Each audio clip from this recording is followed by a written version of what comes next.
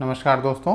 आज 17 अक्टूबर है और आज के द हिंदू में क्या और क्यों पढ़ें इसलिए कि हम फिर से हाजिर हैं। आज जो सबसे पहली न्यूज़ है, SC refers electoral bonds case to 5 जज कॉन्स्टिट्यूशनल बेंच। संवैधानिक बेंच के पास भेज दिया गया। किसके लिए? Electral bond. इलेक्ट्रॉल बॉन्ड क्या होता है? कोई भी व्यक्ति बिना अपनी पहचान बताए किसी पार्टी को चंदा देना चाहता है तो वो एक निश्चित एक निश्चित बैंक से इलेक्ट्रॉल बॉन्ड खरीद सकता है, जिससे उस पार्टी को उस व्यक्ति के पास का चंदा भी चला जाएगा और नाम ओपन नहीं होगा।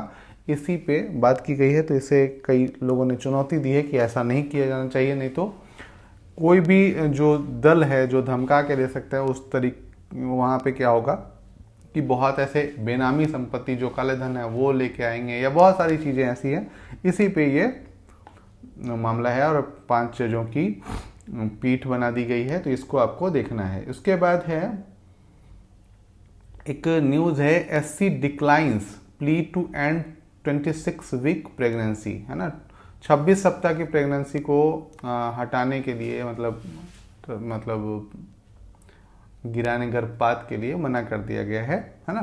तो क्यों किया गया है इसके बारे में आप यहाँ पे रिपोर्ट पढ़ लीजिएगा पेज नंबर 10 पे। और एक कई कारण है। तो सामाजिक रूप से ये मुख्य परीक्षा के लिए एक इम्पोर्टेंट टॉपिक है, तो उसको आप थोड़ा पढ़ लेंगे। इसके बाद जो हमें अगली न्यूज़ पढ़नी है वो पेज नंबर 6 पे है ना। पेज नंबर 6 पे क्या है? The Indian Himalayan region needs in own EIA।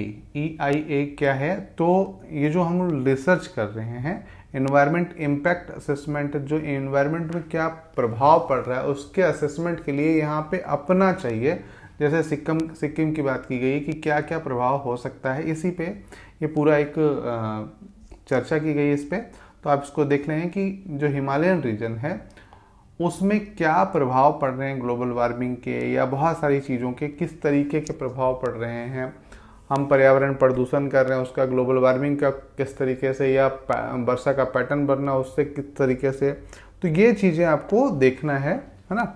और ये EIA क्या होता है इसके बारे में भी बात की गई है, तो इसको आपको देख लेना है। इसके बाद जो है, confronting the long term risk of artificial intelligence. Artificial intelligence के क्या लंबे समय में क्या खतरे उत्पन्न हो सकते हैं इसके बारे में बात की गई है। तो आप इसको एक बार देख सकते हैं कि AI तो जानते ही, आर्टिफिशियल इंटेलिजेंस। आज आपने कोई लेख लिखना है, कोई कंटेंट लिखना है, कोई फोटो तैयार करनी है, तो बहुत सारे कंपनियों ने यूज करना भी शुरू किया। लेकिन लंबे समय तक यदि हम इसका यूज करते हैं तो क्या प्रभाव होगा इसके बारे में बात किया गया है।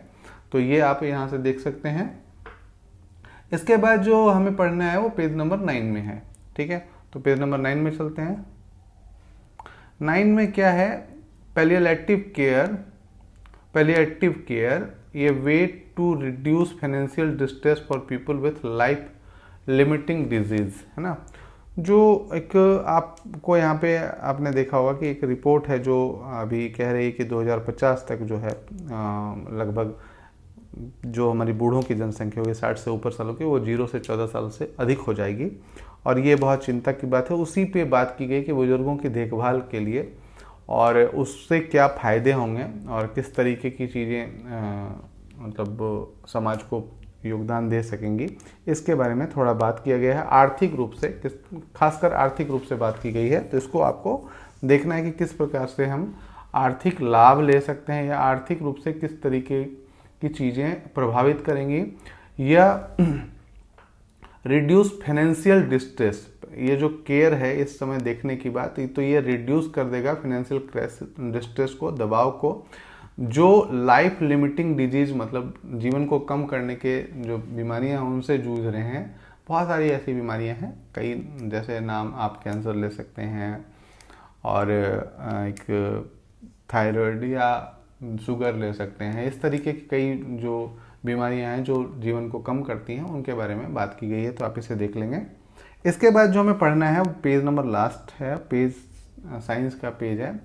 How do some cancer cell survive chemotherapy. आप जानते होंगे कि जो भी एक कैंसर की ट्रीटमेंट की बात आती है तो केमोथेरेपी सबसे ऊपर आता है।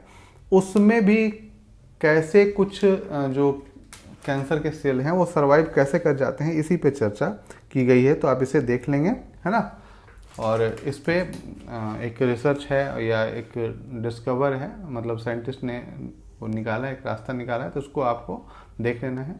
और कीमोथेरेपी किसके लिए दी जाती है, तो कैंसर के लिए। कैंसर के लिए और कौन से उपाय किए जाते हैं, तो ये आपको देखना है, ठीक है। कैंसर के लिए और कौन से इलाज उपलब्ध हैं, एक तो कीमोथेरेपी है और दूसरे कौन से रास्ते उपलब्ध हैं, ये आपको ढूंढना है, क्योंकि इससे सवाल पूछे जा चुके हैं, तो ये आपको देखना है। आज के लिए इतना ही दोस्तों, फिर कल मिलते हैं क्या और क्यों पढ़े के साथ। धन्यवाद।